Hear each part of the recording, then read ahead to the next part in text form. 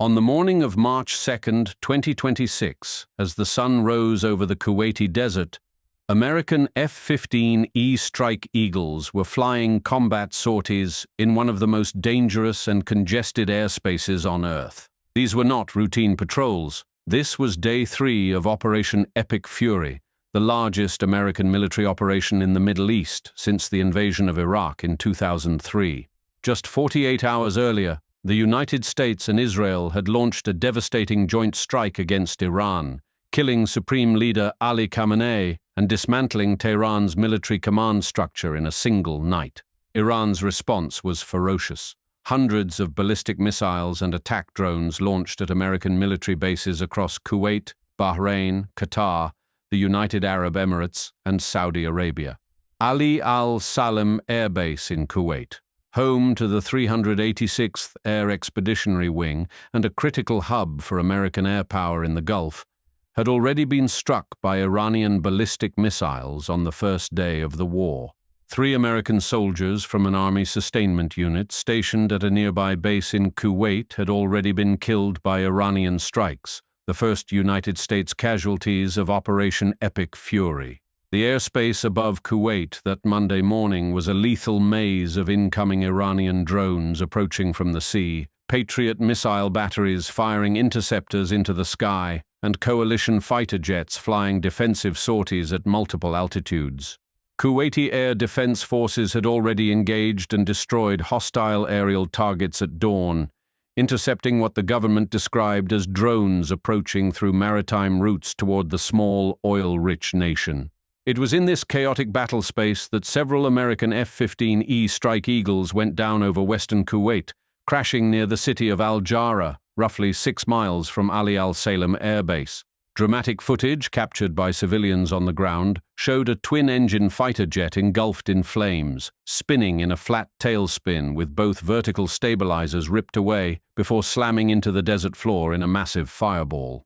But in the seconds before impact, the aircraft's ejection system did exactly what it was designed to do, launching the crew clear of the doomed jet as it spiraled toward the ground.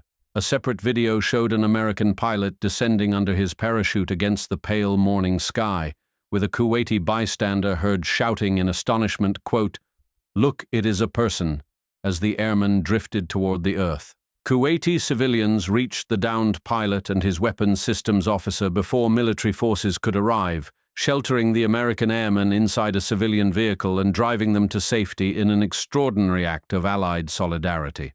Open-source intelligence analysts identified the aircraft as a United States Air Force F-15E Strike Eagle, matching helmet markings to the 335th Fighter Squadron out of Seymour Johnson Air Force Base in North Carolina, a unit that earned the nickname Scud Busters during Desert Storm for hunting Iraqi missile launchers across this very same desert 35 years ago.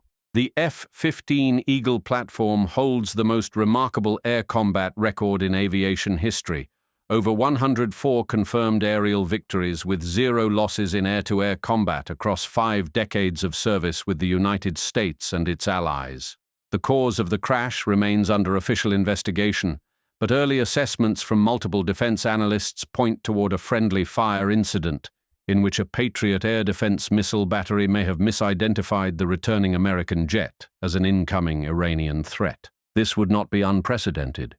In December of 2024, the guided missile cruiser USS Gettysburg mistakenly fired a Standard Missile-2 at a Navy F-18 Super Hornet over the Red Sea, misidentifying the friendly aircraft as a Houthi anti-ship cruise missile. Iran's state media immediately claimed credit for shooting down the American jet, broadcasting the crash footage as a propaganda victory, but no credible independent evidence has supported Tehran's claim as of this report. Kuwait's Ministry of Defense confirmed that all crew members from the multiple aircraft crashes survived, were evacuated by search and rescue teams, transported to military hospitals, and reported in stable condition, a testament to the extraordinary engineering of American ejection seat technology and the professionalism of Kuwaiti first responders. As Operation Epic Fury continues and the United States prosecutes its most ambitious military campaign since 2003, the skies over the Persian Gulf remain among the most dangerous airspace on the planet, and the men and women flying through it carry the weight of a nation on their wings.